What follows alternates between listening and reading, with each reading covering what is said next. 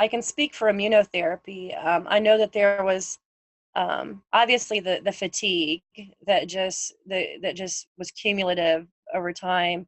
Um, I never really understood fatigue until I went through immunotherapy, and it's not just being tired. I mean, it'd be to the point where to get up and take a shower some days would literally take I would sit on the shower floor, and I lived alone, so I didn't really have any help with anything. So if I needed water, I would have to like literally crawl down the stairs.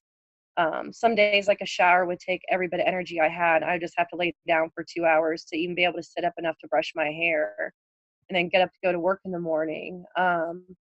I know that there's a lot of psychological side effects to it. And I don't know if that's all necessarily just the treatment, but I think maybe between the treatment and a cancer diagnosis, um, it takes its toll on you psychologically and emotionally. And I know that before I started immunotherapy, I was warned that some of the side effects were increased anxiety, which you're already going to have when after you get diagnosed with cancer. So it just exacerbates it. Insomnia, which I already had, but it just made it that much worse. So when you're not sleeping and you're anxious and you're worried about your health, it just it it just snowballs and becomes a huge thing. And then depression and suicidality. There was times where I had suicidal thoughts, and in my head, I was like, "Stop! Just this is a side effect. You really don't want to die because you would not be doing this treatment and fighting so hard to push this year if you really want to die." And so I would just tell myself it's a side effect and just try and trick myself out of it. And then what else? Side effects of fatigue. Um, it's kind of physical and emotional, just loss of interest of basically anything in my life, and um, just kind of withdrawing. And physically, like I said, every I gave myself injections 3 nights a week, Mondays, Wednesdays, and Fridays. So every single one of those nights, it would vary. It might be like an hour after doing my shot, or it might be 6 hours after doing my shot. Sometime in the middle of the night, I'd wake up and be sweating. I'd have a extra. Actually, all year I had a fever. All 12 months I had a fever.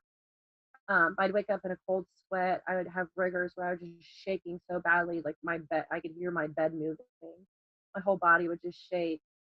Um, and I've never been the type to like have headaches or migraines or anything, but the pain in my head was just excruciating. It was just like this targeted headache, like right in the center top of my head.